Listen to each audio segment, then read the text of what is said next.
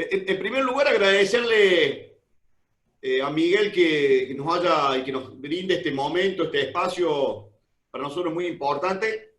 Primero contarte, Miguel, que hemos decidido hacer una serie de actividades que no tienen ningún grado de ingenio, porque en definitiva en el encierro que estamos viviendo nos sale más barato que pagar Netflix, así que por eso tomamos la decisión de arrancar con estos Zoom. ¿No? La verdad que entendíamos que esta era una mecánica para ponernos en contacto con algunos dirigentes que entendemos tienen mucho que decir en estos momentos importantes, que nos pueden ayudar, que nos pueden marcar un camino. Y en ese marco nosotros decidimos arrancar con toda la estructura partidaria de nuestro espacio político. Nosotros somos un partido político que con distintas chances disputa poder. Siempre disputamos poder, lo nuestro no es testimonial. Mira, hoy se cumplen 17 años del 5 de octubre del 2003 cuando ganamos la ciudad de Córdoba con un amplísimo margen de voto. A partir de ahí no fue bien, no fue mal, muchas veces más mal que bien, pero siempre peleamos, siempre disputamos, no somos de los que andamos buscando una banca para salvarnos, así que por ese objetivo no hemos fijado un objetivo puntual, que es de acá a agosto del 2023, que seguramente van a ser las elecciones provinciales, armar una pretemporada como los equipos de fútbol y prepararnos para la disputa de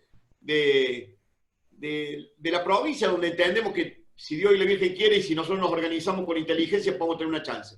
En ese marco, y en el marco de la pertenencia al espacio político a nivel nacional en el que estamos, hemos decidido llevar adelante relaciones, vinculaciones y particularmente conocer y ir profundizando relaciones con algunos dirigentes. Entre los que tenemos claro que hay que escuchar y hay que consolidar una relación es con vos puntualmente.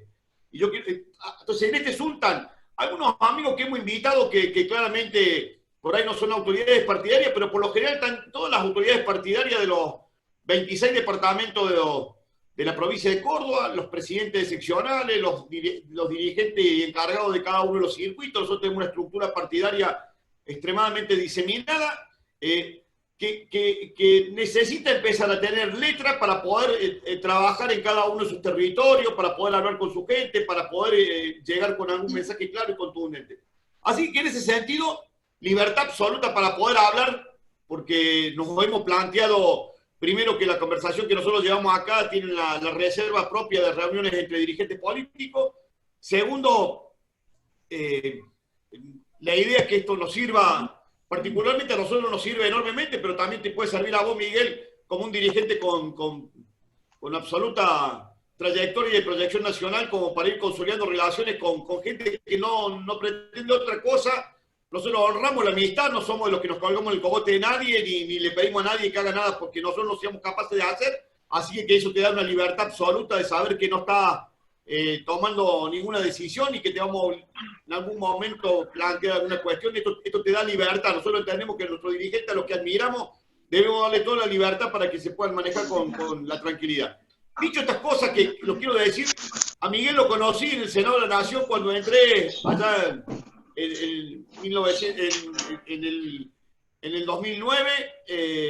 La verdad que siempre admiré su capacidad, su inteligencia. Lo conocí personalmente, lo conozco de la vieja época. Tenemos amigos en común como Humberto Rogero, un hermano de la vida. De aquella época a Miguel lo conozco cuando el gringo era el presidente del bloque de diputados allá en la década del 90 y Miguel era su vicepresidente. Hacían una dupla increíble por lo que significaba y los momentos que vivía la Argentina. Pero personalmente pude trabajar una relación con él, a pesar de no hablar mucho en el Senado, porque estábamos en bloque opuesto, pero siempre Miguel tuvo una particular forma que inspiraba respeto. Era un tipo inteligente, formado, preparado, disciplinado, un tipo que jamás lo iba a encontrar sin conocer de qué temas estaba hablando y con una profundidad increíble para abarcar todos los temas, pero también con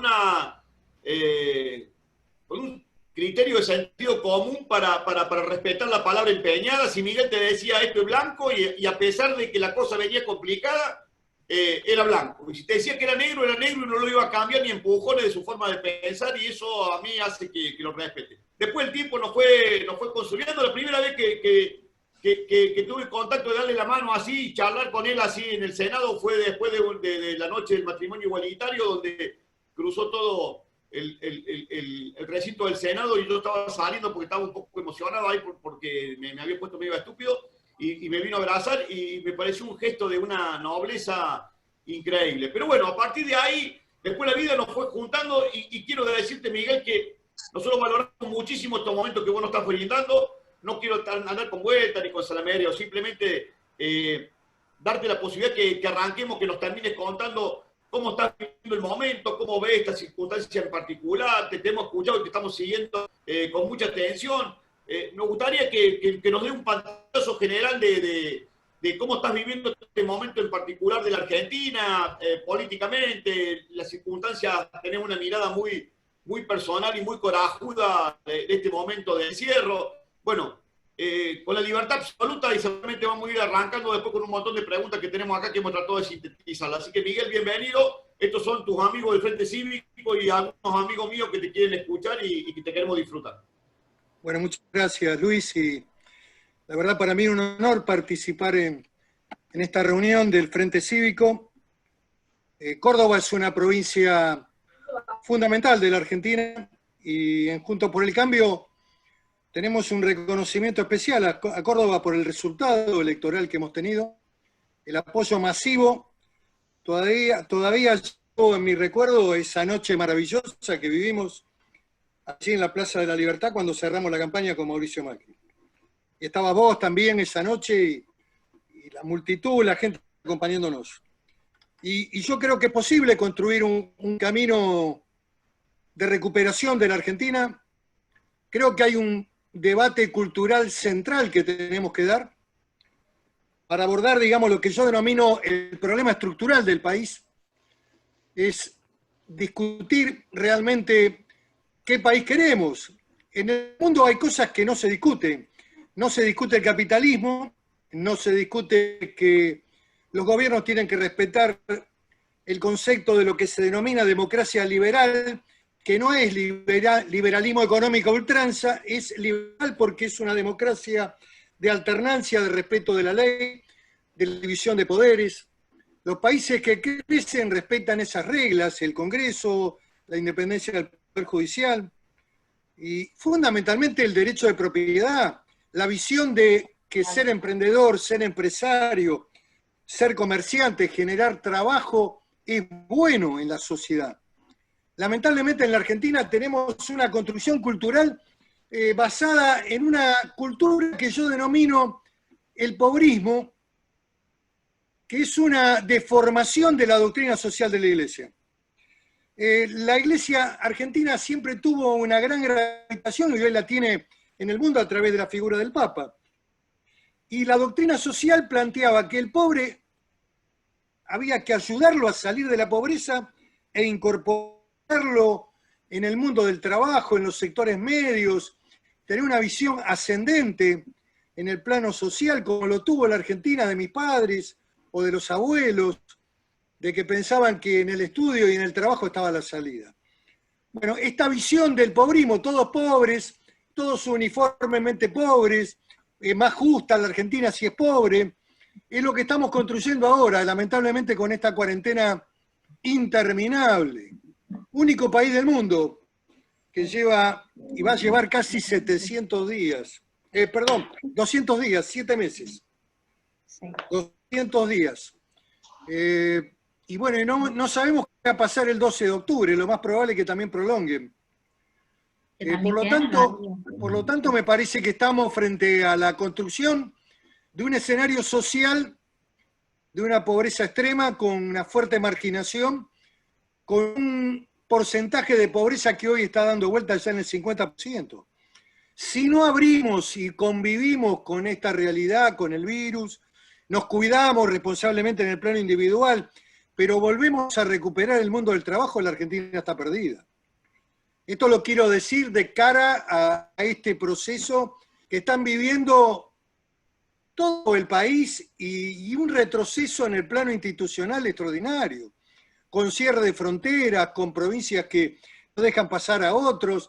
Estamos casi en un plano de la etapa previa a la organización nacional, con municipios que se cierran y no dejan atravesar el camino, en fin, verdaderos disparates que uno cuando analiza el proceso del mundo, el mundo abrió, el mundo abrió, el mundo volvió a la actividad económica, el mundo volvió al turismo, Europa se abrió, que hay problemas y cuando hay problemas se cierra, se atiende el foco y se cierra, sí, pero de ninguna manera la prolongación indefinida de un periodo de casi supera los 200 días cuando lleguemos al 12 de octubre, que es un verdadero disparate y que se ha convertido además en una forma de centralización de la política, de debilitamiento de los otros poderes del Estado, porque el Congreso al cual vos pertenecés y yo he pertenecido, reconozcamos que se debilita por este sistema.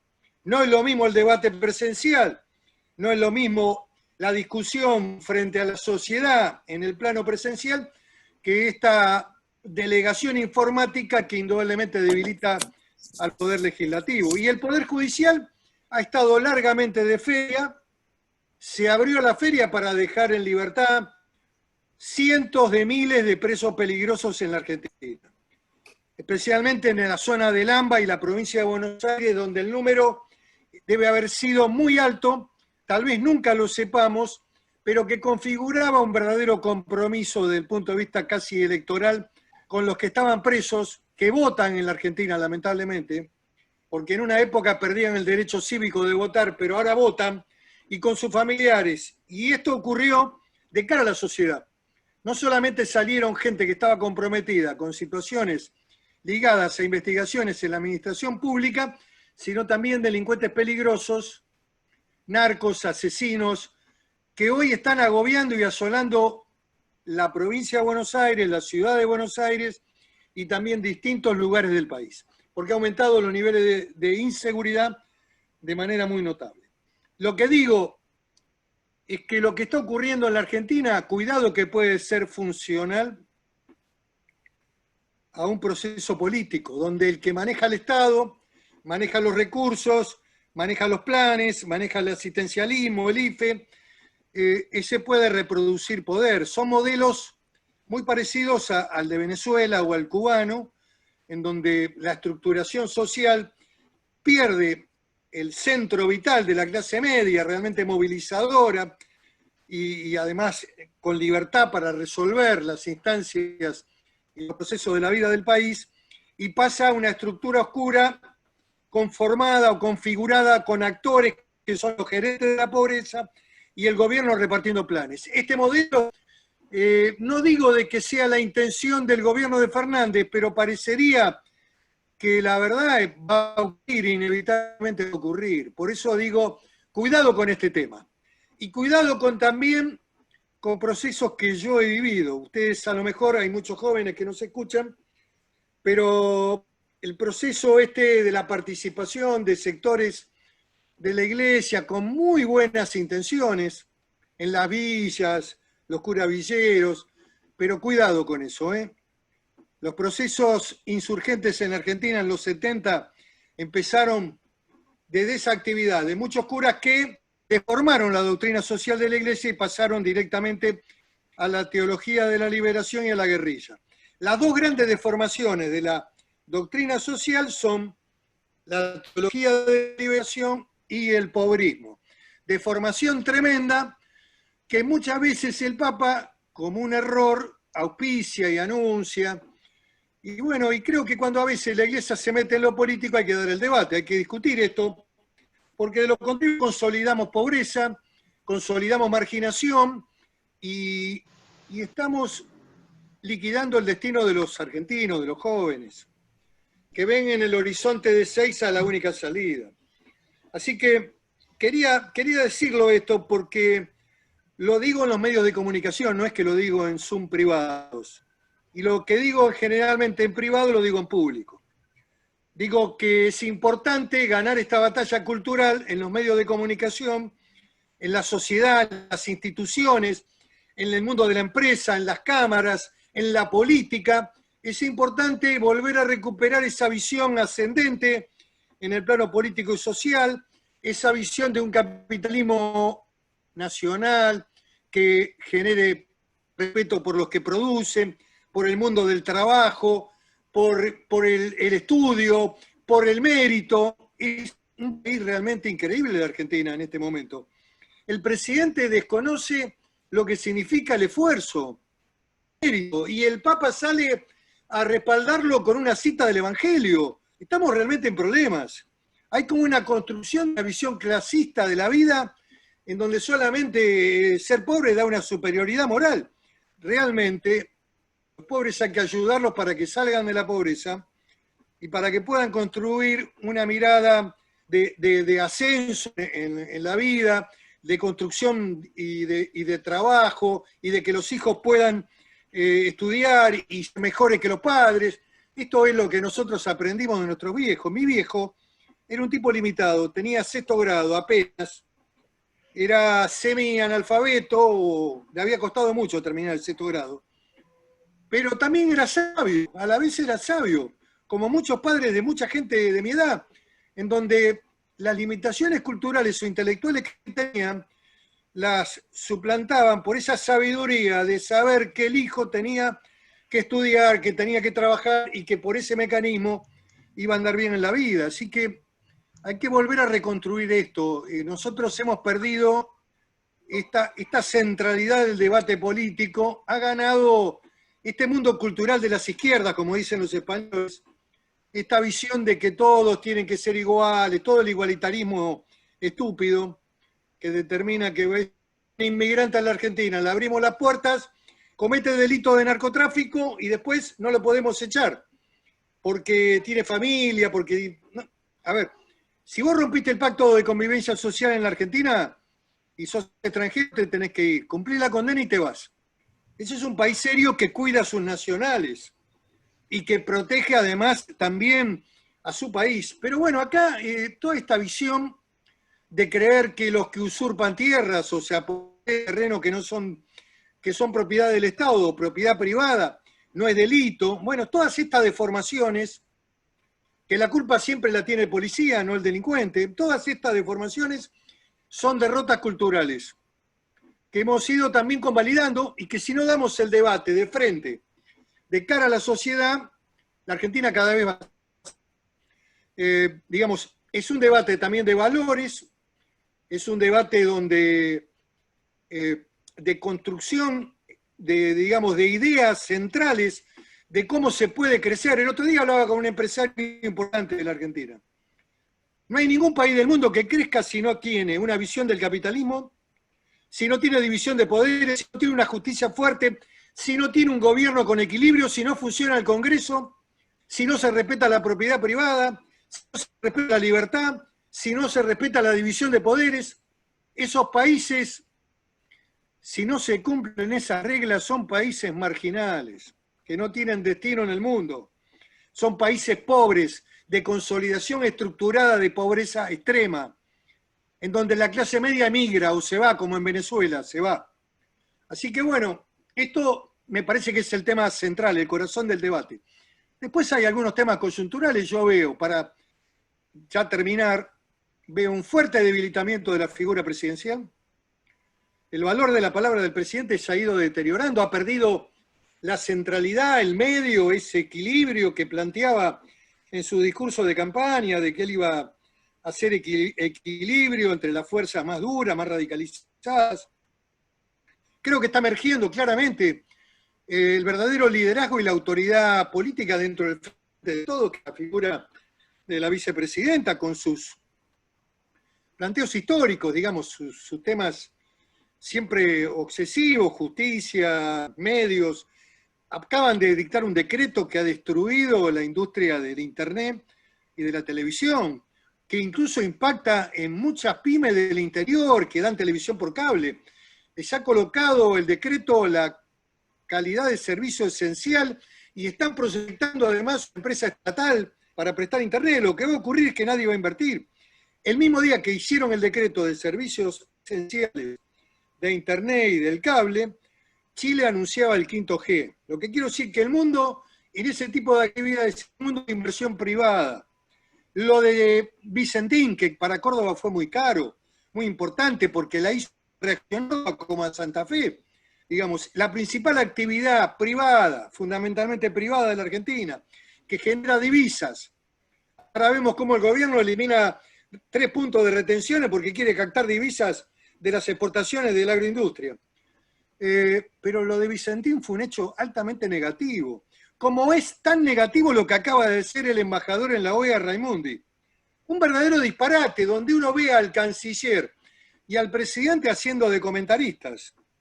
Que no le gustó lo que dijo Raimondi. Si no te gusta lo que dice un embajador, y Luis, vos fuiste embajador, te llama el presidente y te dice, mira amigo, su mandato terminó. Indudablemente, si vos haces un discurso público en la OEA que contravenís instrucciones nacionales, salvo que haya doble discurso, lo más probable es que haya doble discurso, o que Raimondi interprete otra visión del poder, la cara oculta del poder, que es lo más probable que está pasando. Y por eso no lo pueden tocar como embajador. Así que bueno, lo que estoy observando es un fuerte deterioro del esquema económico, financiero. Me parece que la sostenibilidad del Banco Central está puesta en duda, digamos, está faltando el factor confianza en materia económica. Este es un tema muy, muy importante. Y el liderazgo político, la autoridad presidencial en un país como la Argentina, que tiene una raigambre presidencialista, es muy importante. Así que este debilitamiento también coadyuva al debilitamiento del proceso económico. Vamos a ver qué pasa. Yo, digamos, creo que todavía tiene un tiempo y una oportunidad, pero si no restablece un curso vía la normalidad, creo que tenemos rumbo de colisión o de alto nivel de conflictividad social. Espero que esto último no ocurra, por el bien de los argentinos, pero bueno, reitero, me parece que tenemos que también desde la oposición, y en este sentido es muy importante lo que hacen nuestros gobernadores de Juntos por el Cambio, recuperar la libertad. Por la libertad se hacen revoluciones. Entonces, la libertad de trabajar, de circular, de volver a abrir el comercio, los hoteles, preparar a Córdoba para el turismo, para el verano, preparar la costa atlántica para el verano, que exista un día luminoso en el futuro, de que haya un horizonte para que la gente vuelva a trabajar en el turismo, en la economía, en lo que significa un elemento vital que es poder recuperar el trabajo en esos sectores que han estado impactados en un 73% de caída con relación al año anterior. Así que bueno, estas son mis ideas, no quiero ser más largo, me parece importante transmitir lo que pienso, lo que siento, me parece que es fundamental que mantengamos la idea de unidad, pero las elecciones del año que viene, y especialmente en Córdoba, son de gran trascendencia. Córdoba elige senadores, tiene que ver con un proceso de recuperación que tenemos que hacer en el espacio del Senado, elige diputados también. Y tiene que ver con la representación. Córdoba ha elegido ese mundo que nosotros hemos expresado a través de las ideas. El mundo capitalista, el mundo del trabajo, el mundo de las exportaciones, la integración al mundo occidental, buenas relaciones con Brasil. Las relaciones con Brasil están en un punto muerto, muchachos. El Mercosur está en un interrogante realmente muy, muy, muy dudoso de lo que va a pasar. Y lamentablemente estamos desaprovechando el despegue de la actividad económica brasilera que está en crecimiento y que se está recuperando fuertemente. En lugar de estar integrados, de trabajar en tándem con Brasil, en el grupo de Puebla, la verdad, hacemos cosas que nos llevan al suicidio colectivo.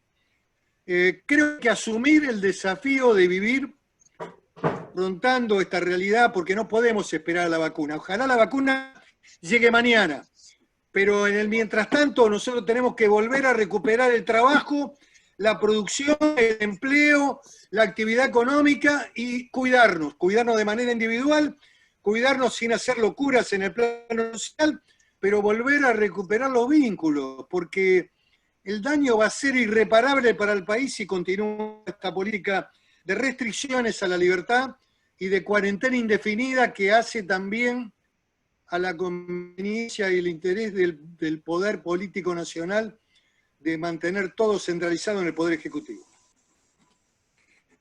Los dejo y por supuesto estoy a disposición para las preguntas, Luis, para tu intervención también. Y para los que no estén de acuerdo, también para que me lo digan, porque yo transmito mi visión de cuáles son los temas de la Argentina, y lo digo también desde ser un católico, ¿eh? Yo no soy un ateo, soy católico. Lo que creo es que la visión clasista de la Iglesia, de una Iglesia únicamente que plantea el mundo de los pobres, para que los pobres sigan siendo pobres eternamente, nos conduce al fracaso como país. Por lo tanto, me parece que en ese plano hay que dar el debate y la discusión. Y ojalá el Papa venga a la Argentina a sostener un mensaje de unidad nacional. Alguna vez se acuerde de los argentinos y mande un mensaje de unidad a todo el país y defensa de la libertad, de la democracia como valores esenciales. Ojalá lo haga. Yo voy a hacer una sola pregunta genérica, así después Nancy, que tengan preguntas para formular directamente lo hagan con Miguel, así me parece que tiene más intimidad el Zoom. Miguel, digo, conociendo tu relación, tu proximidad, tu pertenencia y tu lealtad de años a esta idea de ver las cosas de esta manera, y conociendo a los protagonistas, porque sé que lo conoces a Alberto, lo conoces a Cristina, conoces a todos los dirigentes por tu experiencia.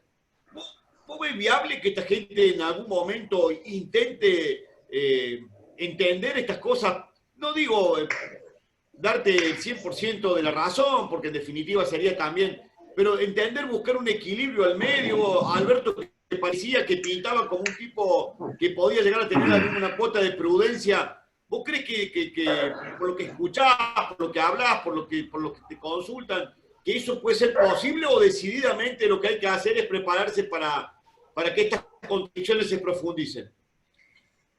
A ver, ojalá ocurriera la primera reflexión tuya, de que hubiera un cambio, que hubiera incluso una convocatoria a políticas de Estado. La Argentina en momento de crisis sale cuando hay un convencimiento de la dirigencia política, empresarial y de la Iglesia también, y de lectores económicos, sindicales. La experiencia del 2001 vos la viviste, yo la viví también de manera muy directa. Duhalde convoca al diálogo social y era otra Iglesia comprometida con ese diálogo, un diálogo fructífero, como Monseñor Casareto, Monseñor Laguna, una Iglesia que realmente se comprometió fuertemente con la democracia y que colaboró para la salida de una crisis realmente lamentable. Ojalá eso ocurra, ojalá todos los actores reflexionen en la línea del encuentro, digamos, de lo que yo denomino puntos centrales para la construcción de un proceso democrático de consolidación de las instituciones en la Argentina y un proceso económico que nos permita ir creciendo, digamos. Hay que bajar el déficit fiscal, hay que bajar los planes, hay que alentar el mundo del trabajo, hay que bajar los impuestos. Bueno, hay un conjunto de temas. Ojalá ocurriera eso. Yo veo visiones muy radicalizadas. A mí me preocupan mucho las visiones de los hombres más jóvenes, especialmente en el sector más identificado así con la cámpora. Si ellos expresaran una idea de la socialdemocracia europea, digamos, la mirada que tuvo el socialismo en España con Felipe, con Zapatero, no digo este último proceso porque es muy malo, con Podemos están teniendo problemas parecidos al nuestro, también construyendo la España del pobrismo. Pero la mirada de la socialdemocracia europea es una mirada moderna. Ahora, cuando la visión es de una revolución imaginaria, que en los 70 no se hizo, y que le causó una tragedia a la Argentina, con miles de muertos y con desaparecidos y con también víctimas del otro lado, porque la alteración del orden de un país que tenía 3% en los 70 y que no tenía deuda externa. Entonces, esta visión de la revolución, esta visión de Cuba, de Venezuela, esta mirada protochavista, atrasa 50 años. Estas reivindicaciones guevaristas atrasan 50 años. Yo creo que el mundo ya no discute más estas ideas. Este es el problema argentino. El mundo entiende de que es incomprensible que Argentina pueda defender a un dictador como Maduro. Incomprensible. O que tengamos vínculo con los Castro. Incomprensible.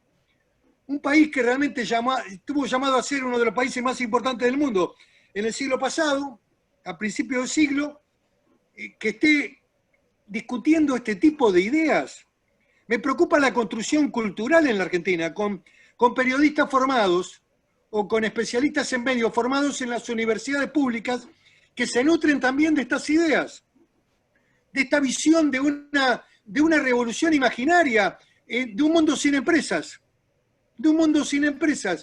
con lo cual no hay trabajo si no hay empresas, de una visión deformada de lo que el capitalismo es malo, malísimo. Esta construcción que no sé de dónde sale. A ver, esta visión del antiimperialismo americano, que es el país más exacerbadamente que está en contra de Estados Unidos. Inexplicable, pero son procesos culturales que están consolidados ahí, en esa estructuración, incluso en muchas capas de la clase media argentina. Entonces, nosotros tenemos el deber de dar esta discusión, ni siquiera por nosotros mismos, desde nuestra experiencia de lo que hemos vivido y pensando en la Argentina del futuro, de que los jóvenes que vienen atrás, las generaciones que vienen, tengan una visión moderna, contemporánea, de procesos que en el mundo ya se superaron definitivamente, de que no hay revoluciones de carácter marxista o socialista en el mundo, de visiones idílicas del igualitarismo y de que todos son... Es mejor que la Argentina sea toda pobre pero uniforme, como dijo algún vocero del Vaticano, que una Argentina más justa va a ser cuando sea más pobre. Una cosa demencial. Eso es demencial. Son los grandes temas y las verdaderas taras argentinas. Entonces, además de lo que construyamos desde la política, nosotros tenemos que contribuir al debate cultural, al debate de fondo, para que las generaciones que vienen no discutan más en términos del pasado. ¿Cómo puede ser que después de 50 años salga una carta de Montoneros sin ningún tipo de autocrítica, Luis? Ninguna autocrítica. Yo el otro día estuve en un homenaje que le hicimos a José Ignacio Rucci, que además murió humildemente, vivía humildemente, murió pobre. Era un tipo de clase media pobre, baja. No era un jerarca sindical ni rico, ni nada por el estilo. Vivía en una casa de flores. Y muchas noches dormía en la CGT por temor a que lo maten. Bueno, el peronismo no le hizo ningún reconocimiento y lo mataron en la democracia, ¿eh? A 2 días del triunfo de la fórmula Perón con el 67% de los votos. Al otro día lo mataron a José Ignacio Rucci. Sale una carta de los Montoneros, no hay una autocrítica, una reflexión sobre el daño que hicieron, sobre el país que tenemos que construir de acá para adelante. Esta visión nostálgica de fue Cuba, qué lindo Cuba, la revolución, Venezuela, el chavismo, nos manda al lugar más oscuro de la tierra. Cualquier país va a ser mejor en la medida que se respeten las reglas de funcionamiento y de que valga la pena venir a invertir a la Argentina. ¿Quién va a venir a invertir a la Argentina? Si vos eras un inversor tecnológico, si tenías un proyecto de talento argentino aplicado a la tecnología, agarrás tu empresa, la que armaste con esfuerzo y que compite en el mundo, y que traías divisas para la Argentina y te vas al Uruguay o te vas a Brasil. ¿Qué te vas a quedar haciendo acá? A ver, este es el riesgo argentino. Es un riesgo de vaciamiento, es un riesgo de aislamiento. Es incomprensible. Vos vas a una negociación con el fondo y tu representante en la OEA, que está siendo evaluado y examinado, sale a decir que la visión sobre Maduro es una visión sesgada, de que no hay violación de derechos humanos. Estás en el peor de los mundos. Vas a aplicarla después de que necesitas el apoyo para arreglar con el Fondo Monetario. Ojalá ocurra lo primero que reflexionaste. Ojalá haya una reacción. Yo veo el riesgo de una mayor radicalización y cuidado con estos movimientos sociales y con el manejo de la calle y con la ocupación de tierras. Yo dije en algún momento de que había gente pensando de que había que ocupar viviendas desocupadas y terrenos que no estaban ocupados. Lo dije en la campaña y me dijeron que era un exagerado. Se lo dije en recriminación a ideas de Grabois. que había dicho de que iban por las viviendas que estaban desocupadas y por los terrenos que estaban desocupados. Me dijeron que era un facho, que exageraba. Bueno, está ocurriendo eso, ¿eh? Está ocurriendo. Está ocurriendo con una convalidación de las autoridades máximas del Estado, porque si vos partís de que eso no es delito, nunca lo vas a desalojar y por lo tanto convalidás las acciones de hecho, las vías de hecho en la Argentina. Y ponés en riesgo, o ya ponés en discusión decididamente el derecho de propiedad como un derecho esencial del ciudadano. Y a partir de ahí, bueno, todo lo que sea, digamos, justificado por la pobreza, por las necesidades, va a estar validado en una sociedad que no tiene reglas ni tiene respeto por la ley.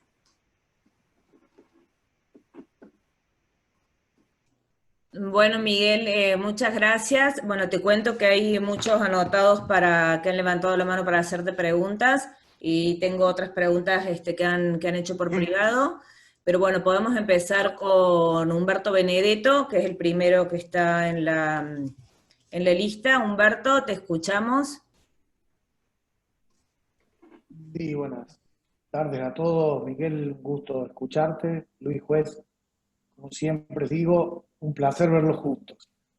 Miguel, yo soy parlamentario del Mercosur por Córdoba, una especie en extinción, lo de parlamentario del Mercosur, pero vos planteaste ahí una situación del Mercosur que tiene que ver con la relación del Mercosur y si vale la aclaración, el problema no lo tiene el Mercosur, sino que lo tiene Argentina.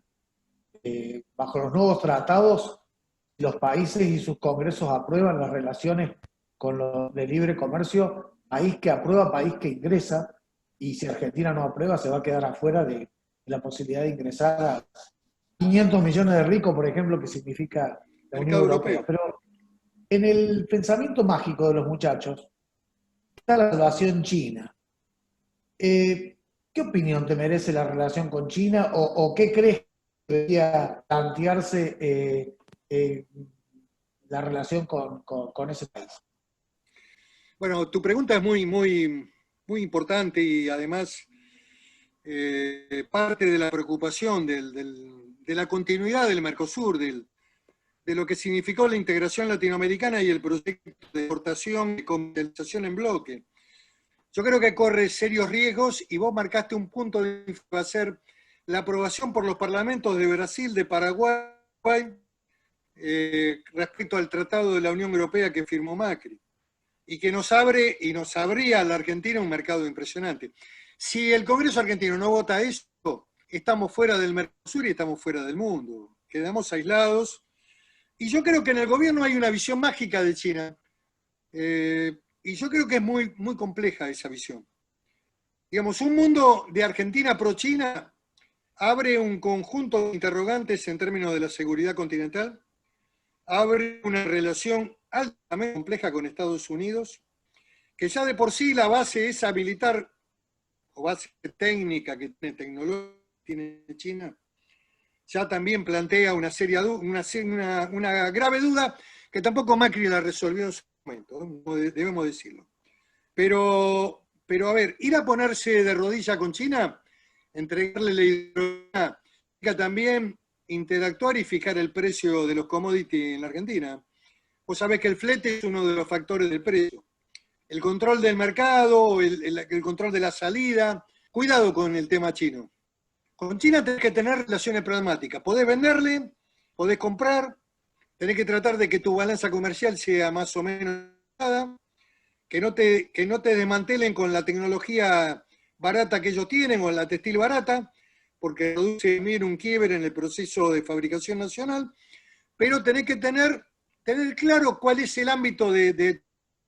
Si vos vas a un modelo de capitalismo chino en la Argentina, lo que vas a tener seguramente es conducción china de las empresas y vas a tener lo que los sindicatos en la Argentina nunca quisieron tener, salarios muy bajos. Ese modelo es un modelo que pueden estar mirándolo algunos desde el tremendamente malo para el país. Yo reitero, nuestro lugar en el mundo es en el Mercosur, sólidas relaciones con Brasil, con Paraguay, Uruguay, Fernández no fue a la foto y al encuentro con Bolsonaro en Uruguay, porque se iba a sacar una foto con los líderes de la derecha. Que Latinoamérica está en el centro y en el centro derecha.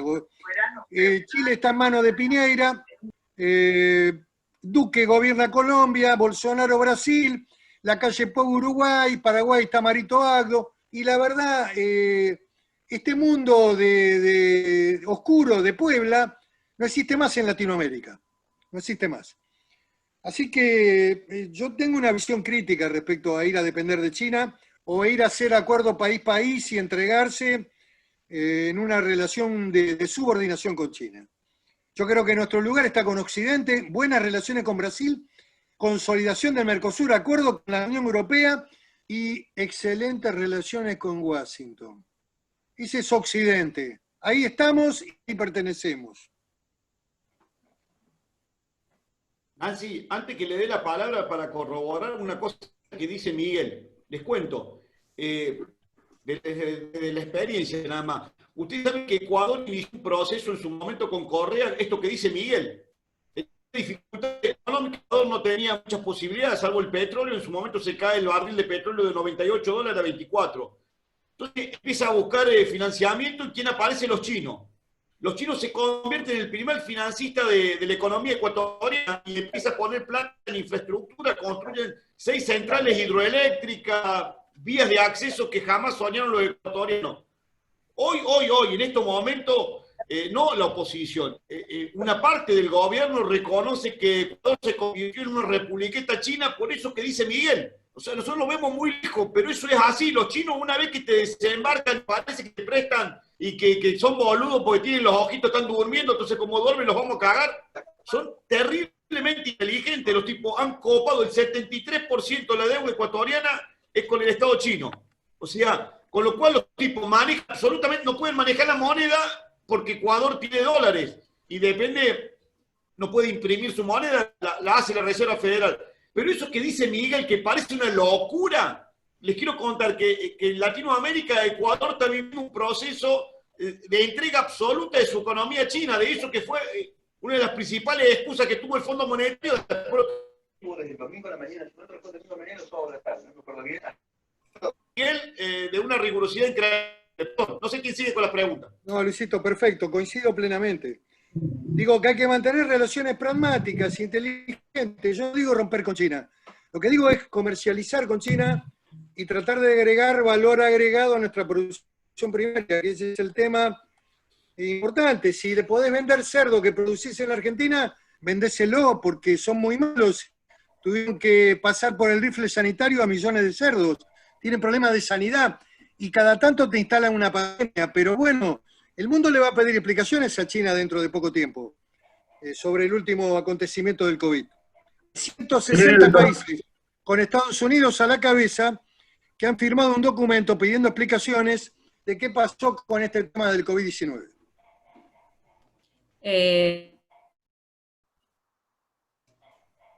Bueno, Miguel, muchas gracias. Acá por privado te quiere preguntar Santiago Vigil. ¿Cree que la Argentina va a tener tiempo de levantar la cabeza dentro del mandato de este gobierno o vamos a tener que esperar un cambio de la dirigencia para poder sacar el país adelante? ¿Cuáles son las medidas urgentes que hay que tomar para salir adelante lo antes posible?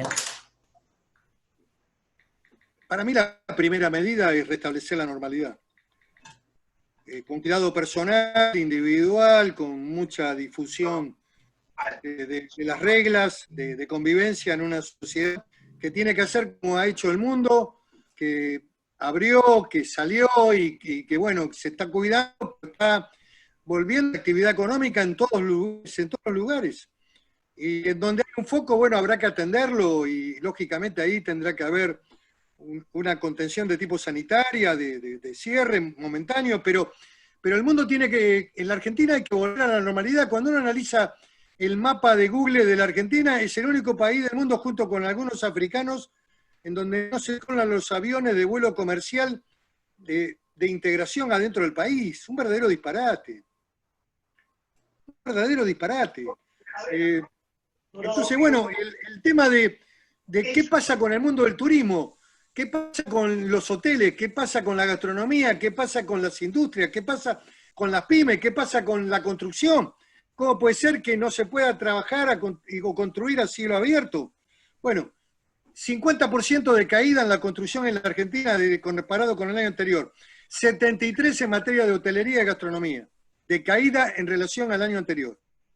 Lo que quiero decirte es que si no salimos por vía de volver a recuperar el trabajo, y cuidado en los sectores públicos, porque puede también haber un acostumbramiento allí, ¿eh? Cuidado. Cuando la gente se acostumbra a no trabajar, a no tener el compromiso de levantarse e ir a trabajar, se consolida una idea de que todo se puede hacer por Zoom. En la educación, los sectores de la educación, hay una fuerte incidencia también, estoy hablando de lo que conozco, no lo estoy puntualizando en Córdoba, pero digo que la recuperación de la escuela me parece que es un tema fundamental para los chicos. Volver a recuperar la escuela. Y ellos tienen que volver a trabajar también. La educación no puede estar en manos de los gremios, tiene que estar en manos del conjunto de la sociedad, de los decisores, de los educandos.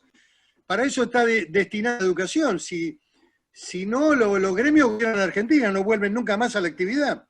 Esto está pasando en los sectores públicos, me parece que es importante ir recuperando la normalidad también institucional en el marco del Estado y en las obligaciones que existen en los distintos sectores, la justicia, en todos lados. Lo digo esto sabiendo que a lo mejor pueden resultar simpáticos para alguien, pero me parece que es fundamental en el plano de volver a recuperar el mundo del trabajo en la Argentina.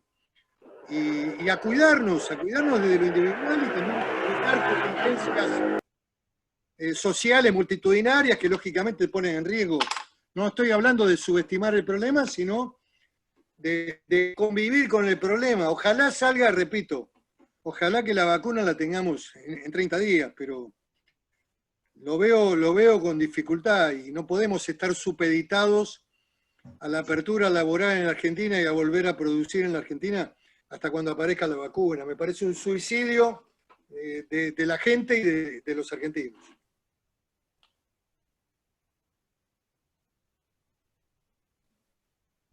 Muchísimas gracias, Miguel. Bueno, tengo muchas preguntas. Me preguntó también, me había pedido la palabra Hernán Quisalú. Hernán, ¿querés abrir tu micrófono y preguntarle a Miguel?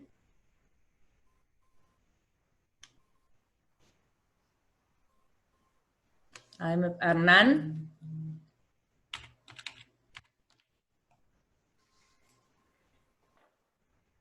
Hola.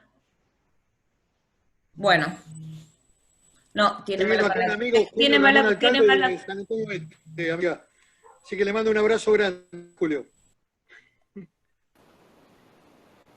Tiene mala conexión. Un abrazo muy grande y te permití notar a vos y al doctor juez que en Sierra Grande, donde iniciaste tu vida política y profesional, nos tocó vivir la experiencia de la gestión china y preguntar a cualquier serragrandense qué opinan del manejo de China. Y mi pregunta está dada de Miguel Pichetto, con el que llegamos a la España allá por los 80, al Miguel Pichetto de hoy, más allá de los años, ¿qué ha pasado? No se te escucha, Miguel, tenés que activar el audio. Ahora ahí sí. Está. Me preguntan qué pasó. Bueno, uno también cambia y evoluciona y comprende, y eso me parece importante. Siempre tuve claro el reto por la regla de la democracia, aún con proceso que tenía de mayoría, siempre respeté al adversario. Pero también hubo una evolución en el marco de las ideas y de comprender el mundo. Hay que a veces entender para dónde va el mundo, quiénes son los países que crecen en el mundo, los que generan empleo, los que son competitivos. Y en ese sentido, me parece que desde la experiencia, de la vivencia que he tenido, de haber viajado, de haber estado en lugares importantes de la vida pública, en el Senado, compartiendo con Luis esa etapa en el Senado, creo que hoy soy lo que, digamos, el producto de todo ese proceso de adquisición de conocimiento y de experiencia.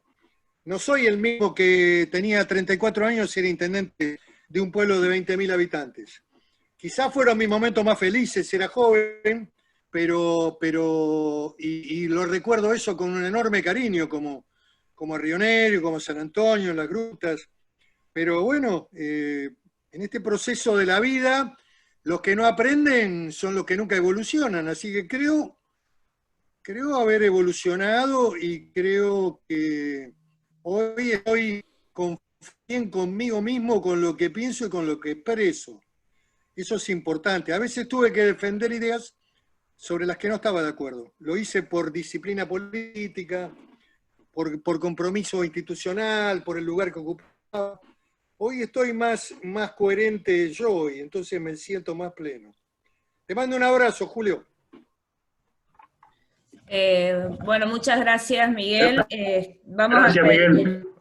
Vamos a seguir con las preguntas. Se había pedido la palabra el senador Ernesto Martínez. Ernesto, te escuchamos. Hola, Miguel. Ernesto, Bueno, un abrazo grande, amigo. Gracias. Un gran respeto también. Acá estar con 350 participantes, estoy viendo en este momento. Un hermoso Zoom. Bueno, yo veo que está bastante bien parada la oposición. En enero estábamos pensando, no en el caso tuyo ni mío, pero más de uno nos decía, bueno, para adelante hay 100 años de cristinismo. Y nosotros decíamos, no hay vida después de Cristina. Y hoy ya estamos pensando en el 2023 como alternativa. Pero hay que pasar el 2021. Y esta cohesión opositora que se ve en las calles cada tanto y lo que se puede en el Parlamento y las voces de ustedes, ¿cómo la ves vos para el año que viene? ¿Cómo la armamos de manera tal que sea una visión única en todo el país? No sea fragmentado como muchas veces ocurre y después no te sirve. A mí me parece que el no es unidad, pero no puede ser una unidad boba. Y después también se acabó el dedazo.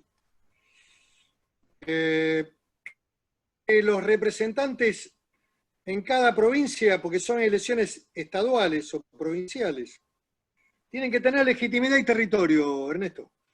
Y fundamentalmente un trabajo político con la gente. Y en ese sentido tenemos que construir con gran esfuerzo, porque si no vamos a volver a repetir errores que se cometieron en el año 2019.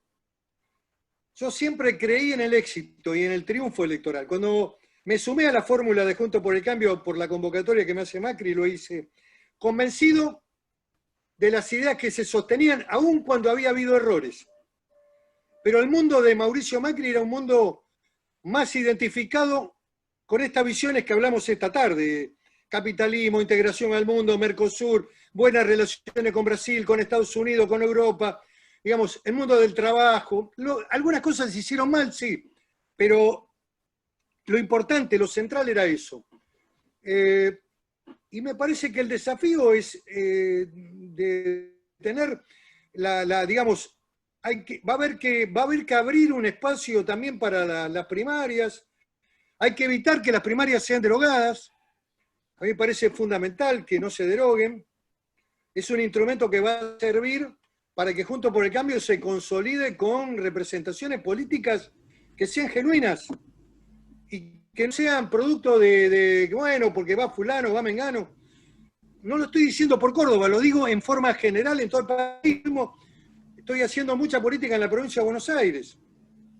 Y bueno, y la realidad es que va a determinar que va a haber que pelear en ese escenario dramático, que es la sección electoral, en donde por 1.200.000 votos. ¿Escucharon el número? 1.200.000. Y en donde no tuvimos fiscales en muchas mesas. Después, bueno, no estoy acá planteando responsabilidades. Pero la ingenuidad, muchachos, la ingenuidad en política configura el anticipo de una tragedia. Los revolucionarios franceses, Robespierre y Saint-Just, decían que no se podía gobernar con ingenuidad. Entonces la guillotina funcionaba todos los días. Ellos también murieron en la guillotina, Saint-Just murió a los 22 años. Lo que quiero decir, que una revolución, un cambio, hay que hacerlo sin... La política no se puede hacer de manera ingenua.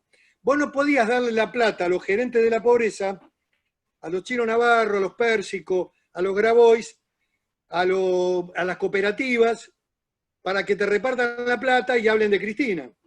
Es elemental, digamos, la inocencia y la ingenuidad de la ministra de Acción Social que tuvo Mauricio Macri fue de lo peor, con una justificación, qué sé yo, de mantener el orden y la paz social, pero la estupidez no paga, en política no paga. Entonces vos tenés que tener, cuando vos tenés el poder, lo tenés que defender con uñas y dientes, porque si no, entrás en procesos de retroceso como este para la Argentina, que va a ser muy dañoso. No se puede ser ingenuo, no se puede meter el dedo, hay que respetar las voluntades de la sociedad, creo que es bueno defender la primaria, y hay que mantener la unidad después de la primaria para ser competitivos.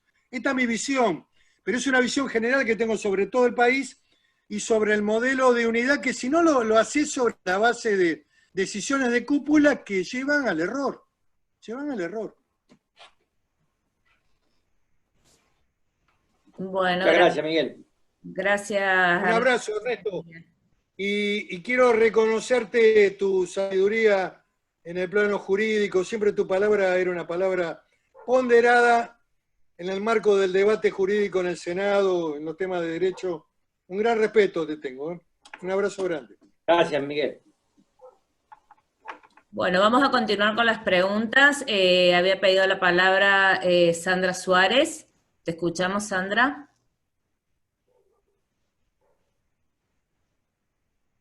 Tenés que habilitar el micrófono.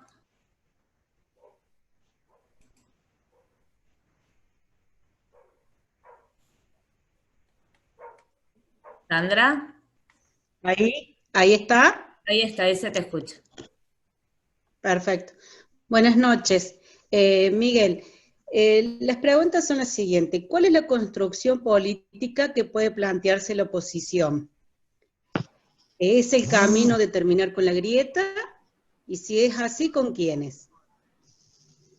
A ver, yo creo que el espacio de Juntos, lo que fue Juntos por el Cambio, el espacio, digamos, de lo que fue el Frente Cívico, el radicalismo, una parte del peronismo en Córdoba, lo que construimos con las plazas en toda la República con Macri, me parece que ese espacio es el espacio de la oposición. No hay un lugar en este momento ni tiempo para construir algo nuevo. Y me parece que nosotros tenemos que trabajar, mantener la unidad y después discutir. El tema de las candidaturas presidenciales está todo abierto, muchachos. Estos que anticipan candidaturas a 3 años están equivocados. Me parece que es un debate a posteriori de la elección parlamentaria, donde vamos a tener que hacer un gran esfuerzo para que no perder más representación y lograr equilibrios en el Congreso. Puede haber 2023 si hacemos una elección competitiva en el 2021. Y la elección presidencial tendrá que ser del que esté mejor posicionado, del que nos pueda hacer ganar. Hay que tener una visión práctica y el que exprese ideas que la sociedad acompañe. Por eso no hay que tenerle miedo a la discusión de las ideas, al debate de las ideas y al mundo cultural que expresan esas ideas. Así que yo creo que hay que mantener juntos por el cambio, hay que mantener la vitalidad, hay que agregar valor, hay que abrirse, hay que ir a un frente importante, más amplio. Si podemos sumar a dirigentes como Stolbizer o como López Murphy, bienvenidos. Me parece que la visión de amplitud es lo que nos va a permitir volver al poder. Y lo tenemos que hacer por la Argentina. Lo tenemos que intentar hacer por la Argentina. Así que la responsabilidad es muy grande. Yo tengo el deber de trabajar en el espacio, digamos, de lo que es el peronismo republicano en todo el país, que hay muchos compañeros que están profundamente decepcionados, que incluso han votado al Frente de Todos, o que me han acompañado en el proceso anterior, votando por Juntos por el Cambio, armando ese 41%. 41% en una sociedad democrática es mucho, como oposición. tenemos el deber de cuidarlo y alimentarlo y ser poder. No somos el partido del 15%. Somos una propuesta política con un núcleo de ideas que expresó el 41% de los votos en la sociedad argentina. Así que me parece que hay que perseverar en esto y perseverar en la construcción del discurso, coherentizar nuestro discurso. Yo no creo en estas miradas de que hay que ser moderado, esta división de duros y blandos que está construida por algunos personajes del propio espacio que para justificar relaciones con el gobierno ponen en cabeza de otro el mote de duros.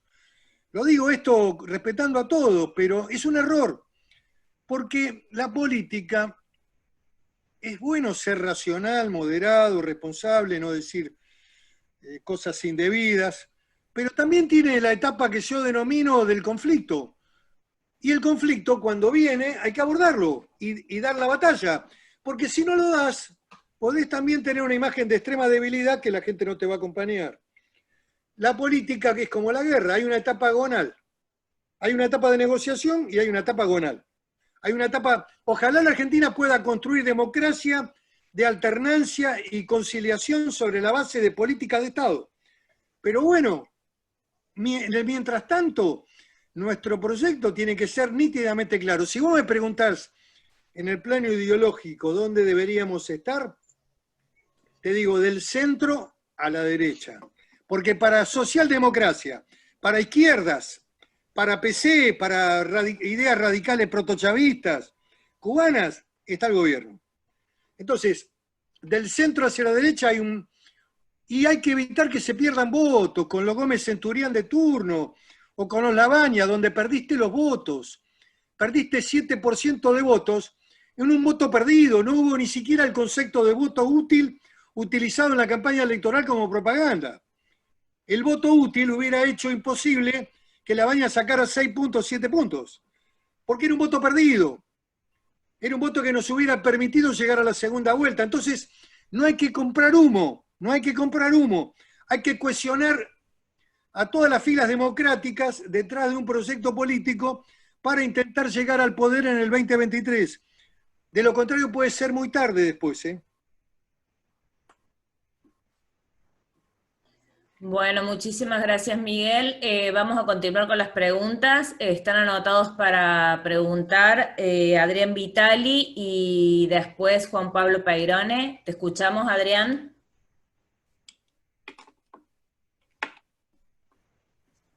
Ahí, ¿me escuchan? Sí, se escucha. Perfecto, perfecto. Perfecto. ¿Qué tal, Miguel? ¿Cómo te va? Hola. Mira, es una pregunta y un poquito ampliada. Lo primero es, decía Michel Foucault, que a todo poder le sale una resistencia o genera una resistencia. Y acá viene la aclaración, la extensión. Cuando hablaste de la teología de la liberación, yo soy un ex cura de Villa Libertador, en la barriada de Córdoba. Que adhiero a la teología de la liberación como teología de compromiso y de cambio social al lado de la gente. Pero digo, esa teología de la liberación de los 70, donde entró el marxismo a través de las teologías. Una deformación, que fue el de la militarismo. teología de la liberación, digo, era la reacción a ese poder hegemónico que surgía, como plantea Foucault, que a todo poder le sale una resistencia, ¿no? Que terminó, en muchos casos, tomando las armas, ¿no? Y Montonero era parte también de eso. Lo que quiero plantear hoy es esto. Me parece que no es el mismo escenario de los 70. No te escucho, Adrián. ¿Me escuchás? Y ahora sí. Estaba perdiendo la voz recién. Digo, muchos de los curas villeros de Buenos Aires, la verdad que son muy espiritualistas. El tema es Bergoglio, como planteabas vos, que el grupo, digamos, de movimiento que tiene son los movimientos sociales, ¿no? Lo que antes fueron en las 70 las parroquias, hoy son los movimientos sociales, al que él, digamos, le va armando la agenda y la acción territorial. La pregunta, ahora sí cierro, es ¿dónde ves vos, o si ves una resistencia a ese poder organizada y sistematizada y no dispersa? A ver, la teología de la liberación tuvo una deformación en el militarismo y en la incorporación de muchos curas a la guerrilla. Y estos son datos de la realidad que han ocurrido lamentablemente en la Argentina. De todas maneras, podríamos encontrar la justificación que en ese momento la democracia en la Argentina estaba vedada, pero la verdad que en el fondo una cosa es la doctrina social y otra cosa es la visión de la teología de la liberación, que es más extrema. Pero como este debate es un debate de tipo filosófico, yo creo que Bergoglio está tratando, o el Papa, o Francisco, para hablar con respeto, está tratando de volver a reconstruir su mirada sobre la Argentina y el mundo. En la última encíclica, Fratelli Hermanos, Fratelli, habla del trabajo. Habla del trabajo como la fuente central de la vida, lo cual me parece un rescate realmente muy importante. Volver a reinstalar esa idea del trabajo y la producción. ¿Por qué? Porque la verdad es que el apoyo a los movimientos sociales y al pobrismo es una tragedia para el país. Y además esos grupos, algunos de ellos también incuban algunos contenidos de violencia todavía larvada, pero compleja, en la ocupación de tierras, en la convalidación de lo ilegal, de la acción por mano propia. Así que ojalá rescatemos al Papa de todos, no al Papa de un sector de la Iglesia. No una iglesia clasista, un Papa espiritual que contenga al pueblo argentino en un mensaje de reconstrucción y de unidad. Hubiera sido muy bueno que él viniera al país. La verdad no sé por qué no vino. Estuvo en México, Paraguay, Brasil, Perú, Bolivia, Colombia, Chile. No entiendo por qué no vino a la Argentina, pero bueno, tal vez porque gobernaba un presidente de derecha, qué sé yo. No sé, yo quiero pensar positivamente. Me parece que el último documento de la Iglesia es un documento interesante, el del Papa, la última encíclica del Papa. La Laudato para mí es un conjunto de malas ideas, no a la minería, no a esto, no a lo otro.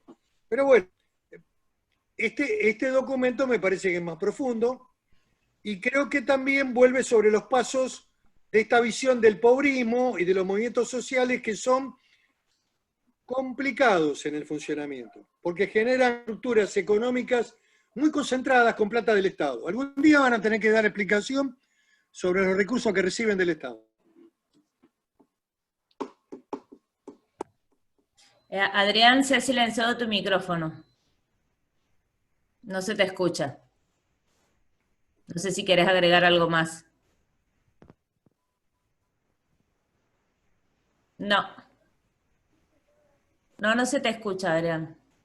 A ver ahora.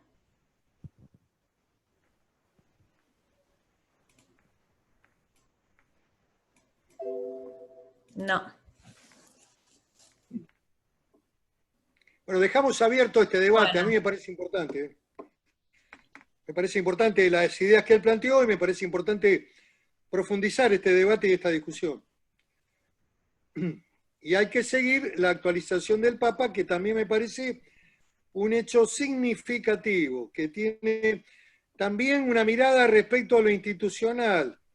Dijo que este proceso de seccionalidad en el mundo, con la distorsión de la tecnología, y habla de la recuperación, digamos, de lo presencial. No digo que estaba mirando a la Argentina, pero en realidad el Papa mira mucho a la Argentina.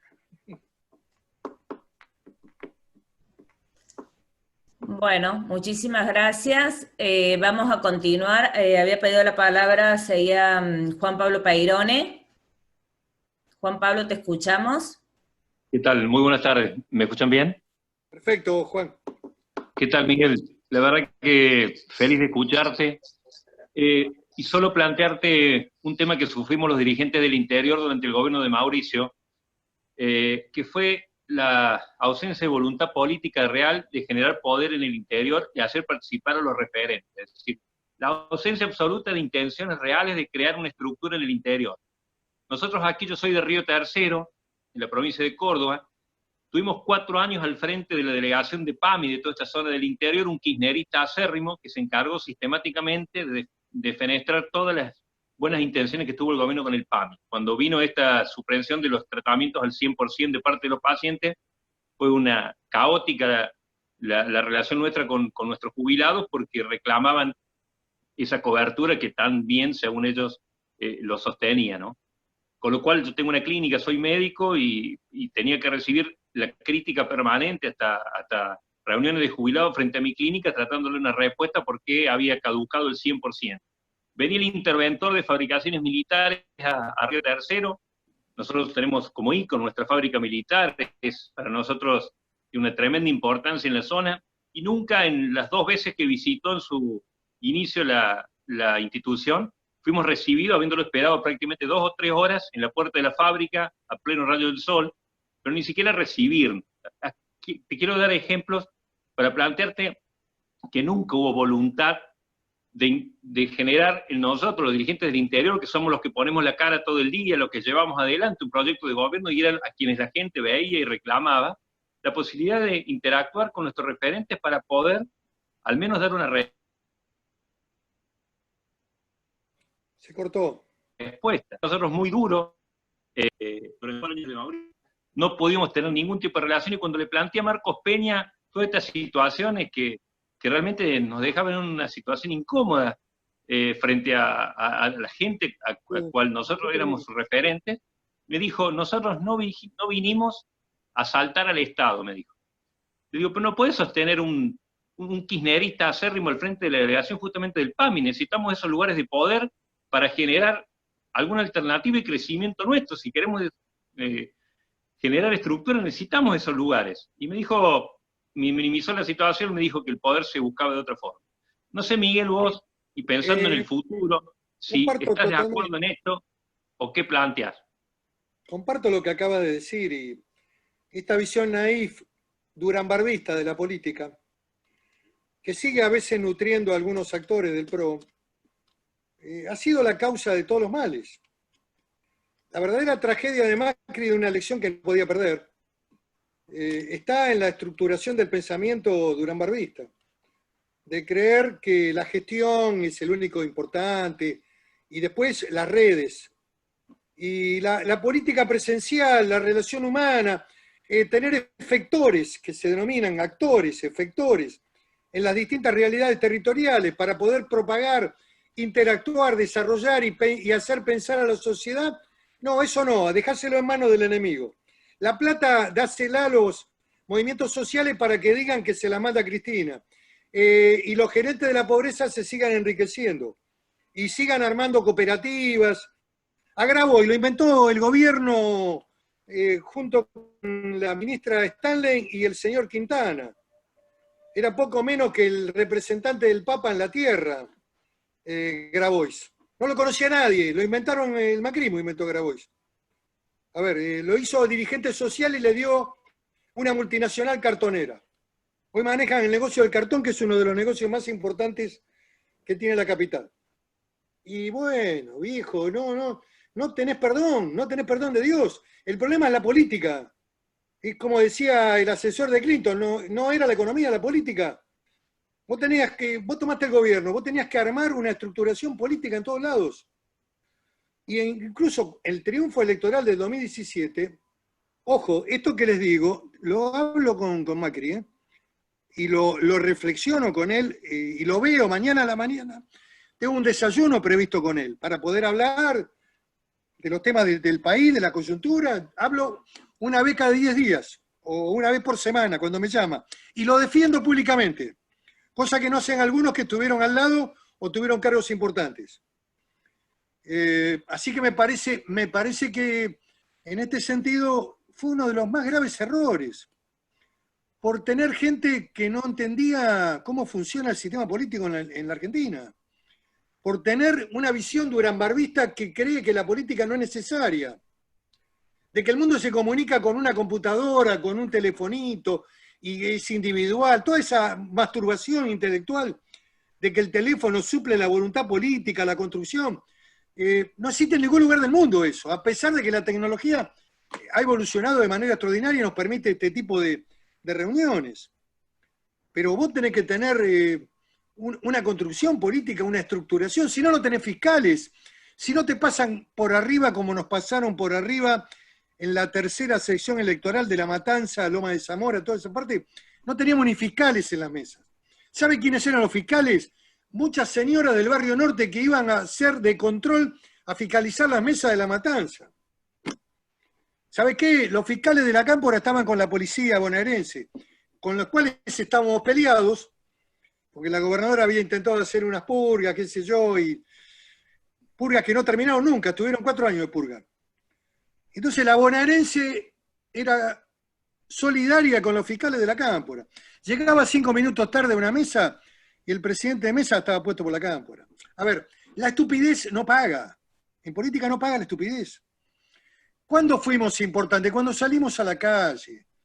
Cuando fuimos a decir a la gente, mire, ¿saben lo que le decían al presidente? Yo lo viví, yo llegué tarde, pero lo viví.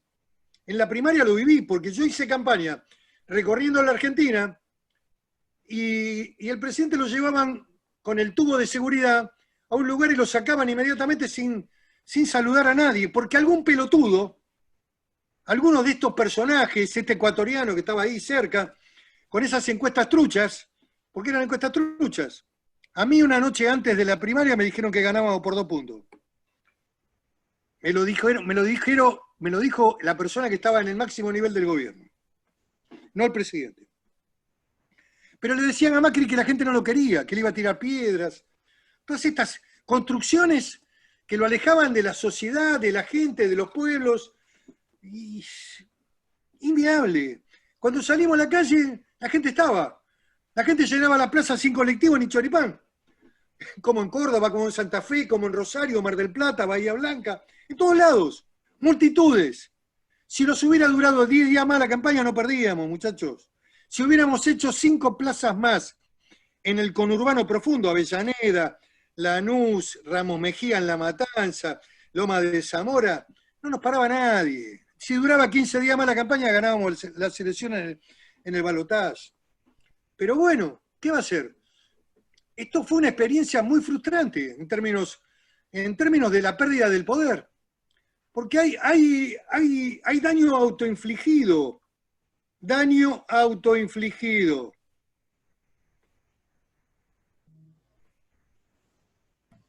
Bueno, Miguel, muchísimas gracias. Vamos a continuar con las preguntas. Bueno, les quiero contar que Nancy, tenemos... Sí. Si me permitís, para que no nos vayamos al tema. Miguel, este tema que me parece maravilloso, que vos lo planteés porque estás hablando con un espacio militante. Nosotros somos, la única virtud que tenemos nosotros es que militamos hace 30 años en política. Y esto que acabas de decir, para muchos, yo le veo la cara y los conozco hace más de 40 años, fue música para los oídos, porque durante 5 años no estaba prohibido hablar de estas cosas. Esto apelando a la amistad, al cariño que nos tenemos, esto se lo decía Mauricio. Mauricio te recepciona cuando vos le planteás esto y le decís, loco, perdimos la elección por esta manga de pajeros que creían que con un celular, te digo porque lo conocí mucho de Durán Barrio en Ecuador, y tenía este concepto y no lo cambió para nada. Esto Mauricio lo tomó como un elemento por el cual nosotros... Lo tomó y creo que comprende dónde estuvieron las falencias. Y también, Luis, ¿dónde están los tipos que no tienen solidaridad hoy con él? A ver, la política no es voy a hablar cuando aparezcan tiempos mejores. Yo siempre te veo a vos y vos siempre das testimonio. Y bueno, y a la gente podrá gustarle lo que decís o no, pero vos siempre das testimonio. Vos pones la cara y decís lo que pensás. En el momento, en la coyuntura más difícil, decís lo que pensás. Vos no te tomás vacaciones. Vos no decís, no, miren, voy a hablar el año que viene porque ya la cuarentena ya habrá pasado, entonces la gente estará mejor de ánimo. Eso no. O no, bueno, me voy a comunicar con este telefonito, porque la gente se comunica por esto. A ver, en el país, la visión de Laclau, que es el conflicto permanente, ha irradiado el kirchnerismo. Ahora, la visión de Durán Barba irradió mal en Juntos por el Cambio. Y todavía sigue algunos líderes de Juntos por el Cambio. Alguno importante cree que siempre tiene que ponerle otra mejilla al hombre. Siempre tiene que ser bueno, moderado, razonable. ¿Sabes qué? Del otro lado hay perros que muerden, viejo. Escuchame, muerden, ¿eh? Y vos tenés que poner la mejilla, pero si tenés que dar la pelea, tenés que darla y defender tus intereses, porque si no la gente puede percibir de que sos débil.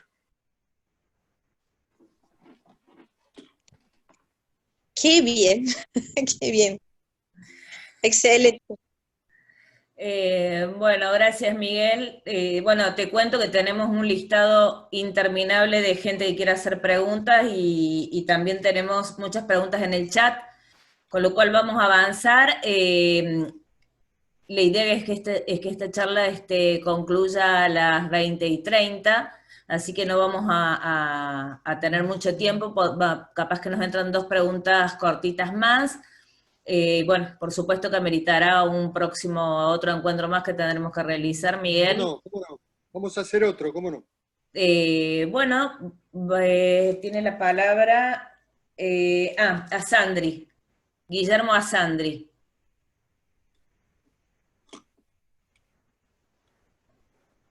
Guillermo.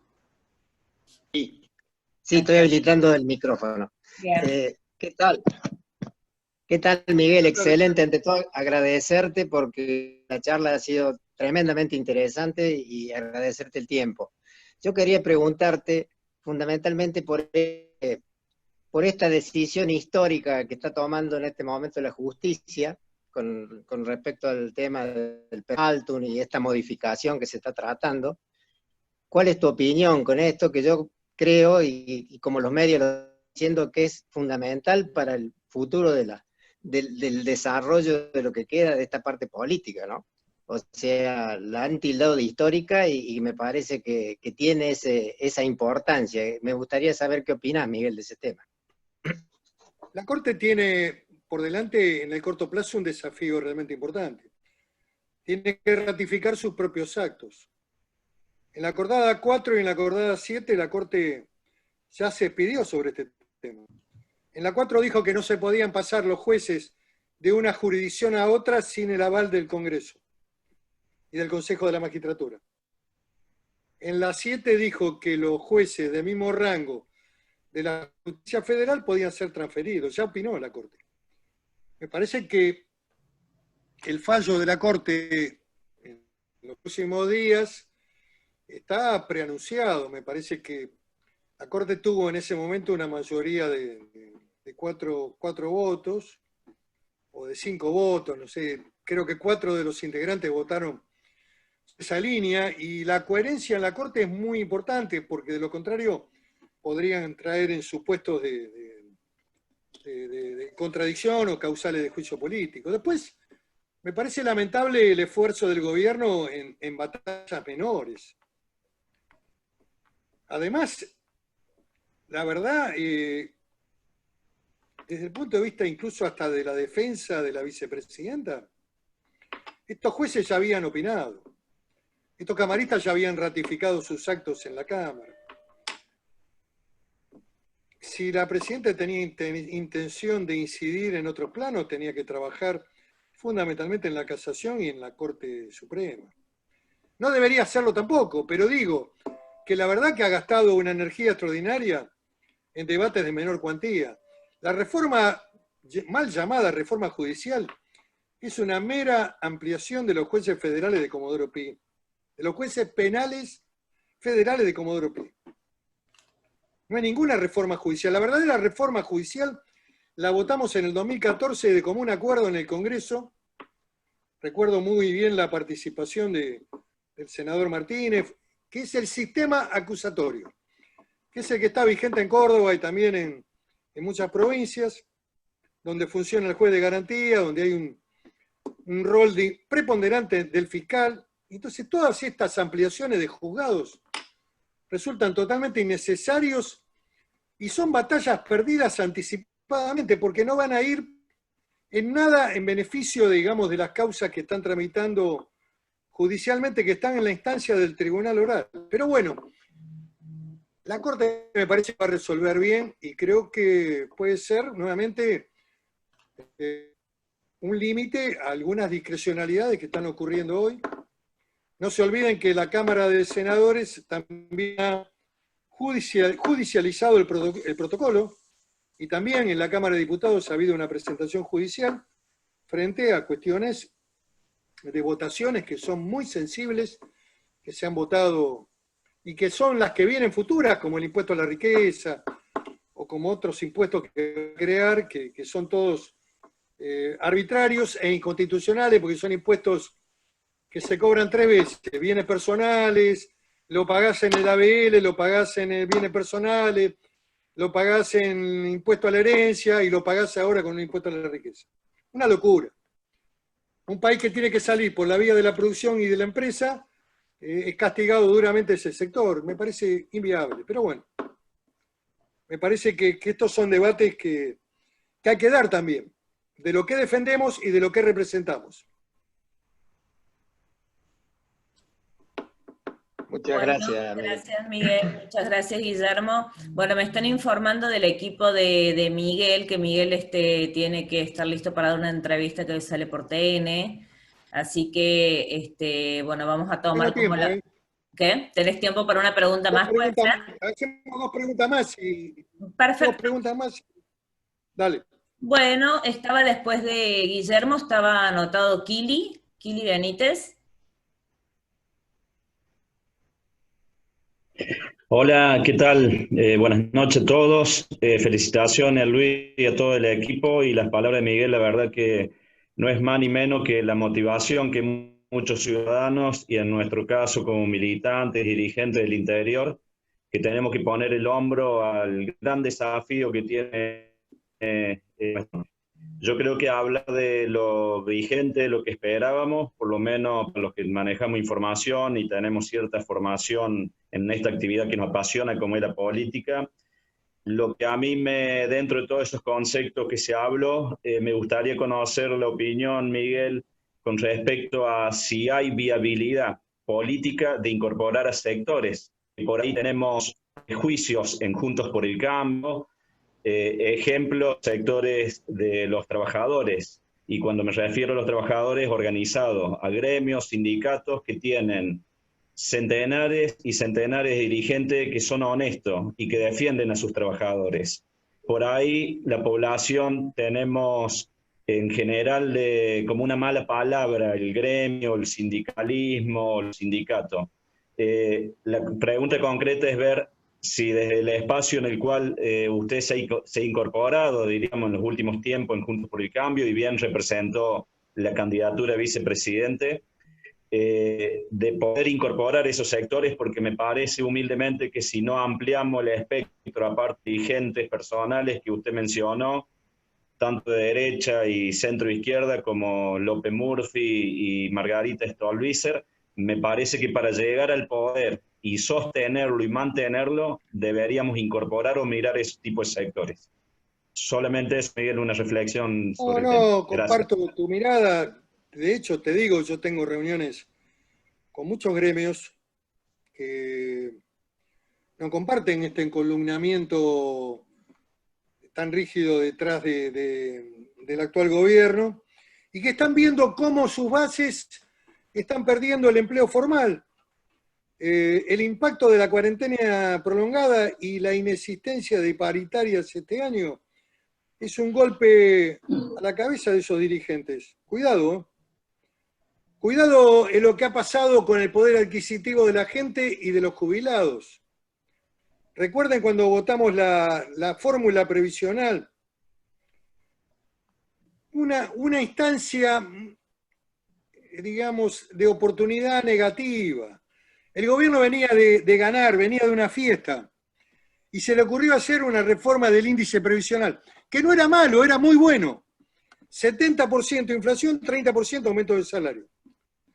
La verdad que habría que haber dejado todo como estaba y habría que haberle apuntado fuertemente a desenganchar las pensiones y las jubilaciones no remunerativas, y a terminar con las moratorias, y a que la jubilación sea de los que aportan. Pero bueno, y haber bajado el gasto en el mundo planero. Por 6 meses para los solteros, 1 año para los casados. El plan por 6 meses para los solteros, 1 año para los casados. Esa era la gran reforma. Y desenganchar el sistema de ajuste que tenía la fórmula anterior con lo que era materia de la asistencia social. Cuando vos dabas una asignación universal, un plan o una ayuda, no la tenías que ajustar con el sistema de ajuste jubilatorio, sino que la tenías que ajustar mediante las posibilidades que el Estado tenía para afrontar el gasto social. Pero bueno, es llorar sobre la leche derramada. Lo que te digo es que están ocurriendo cosas con el mundo previsional y con el mundo laboral.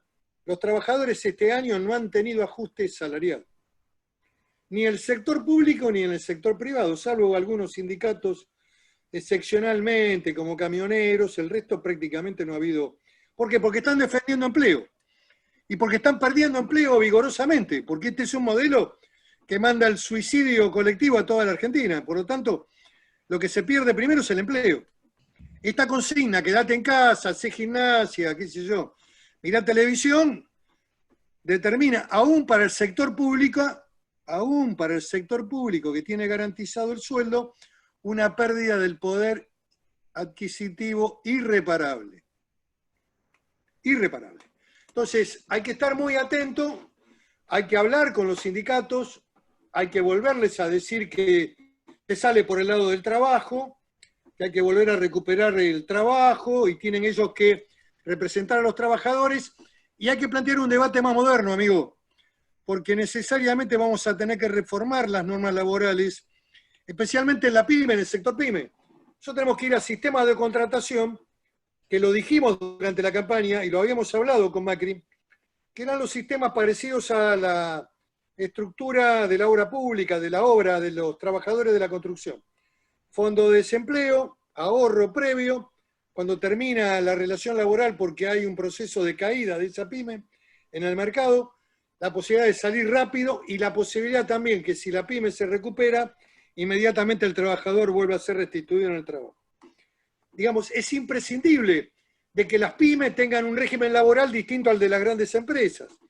Y hay que adecuar las normas, porque no podés tener una visión corporativa de la década del 50. Estos sindicatos se estructuraron en los 50 y no han cambiado nunca su visión, que tiene que ser ligada al aumento de la productividad, del trabajo, de la producción, del empleo, porque eso hace también a la sobrevivencia de las organizaciones.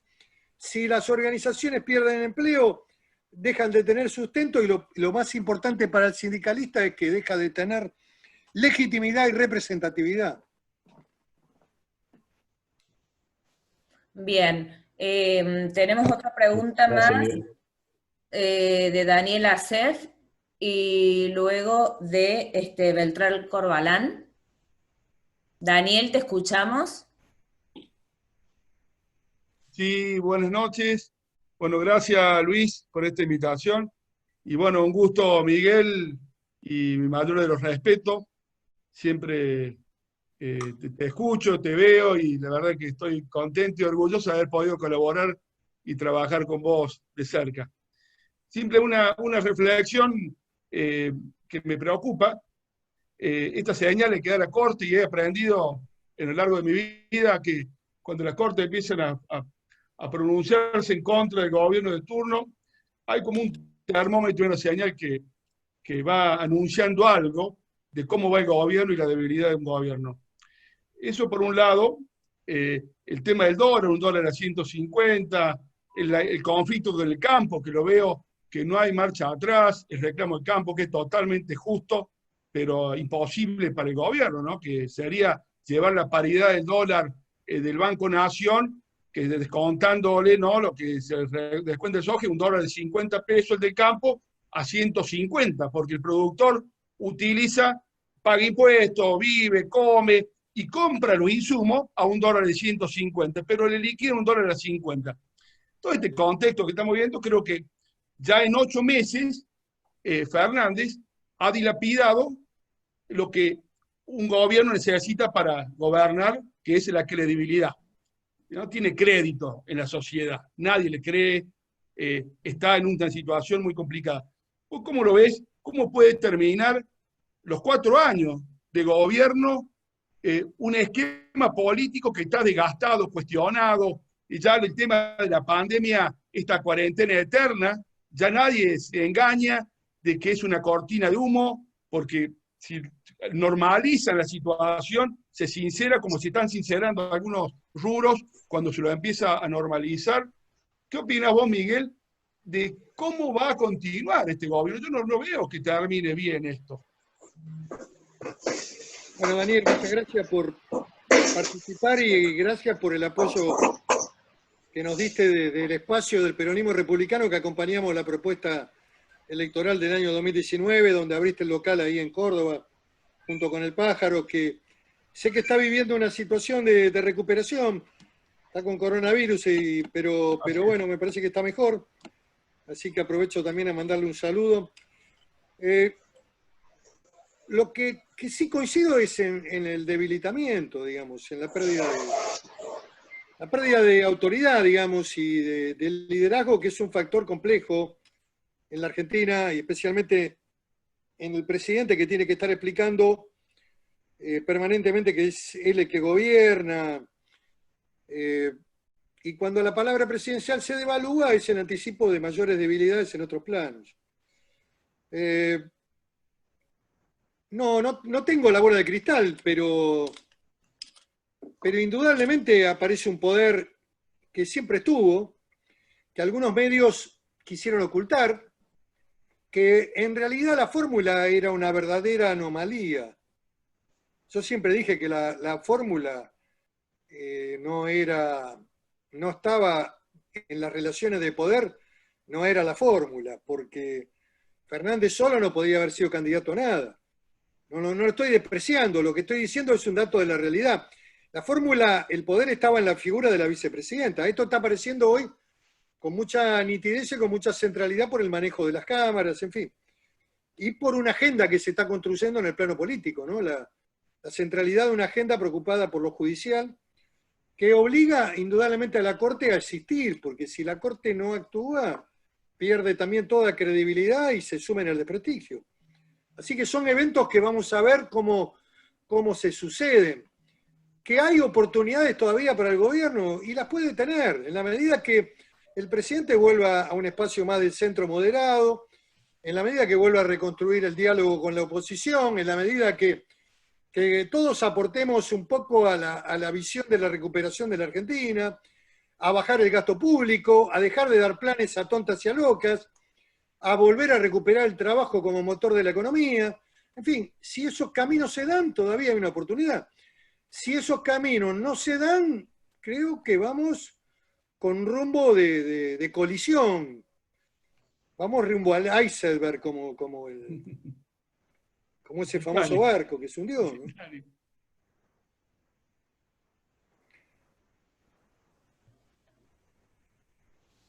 Bueno. Bien.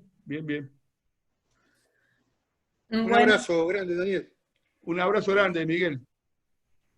No sé si queda alguna más, y si no, le damos la miles palabra a Luis para que cierre, ¿te parece? Mira, quedan miles de preguntas, hay un montón anotados y miles de preguntas en el chat. Que habíamos dicho una más nada más, si puede ser, que había pedido la palabra Beltrán y después le damos la palabra a Luis, ¿puede ser? Sí, perfecto, me parece bárbaro. Para Beltrán Corbalán.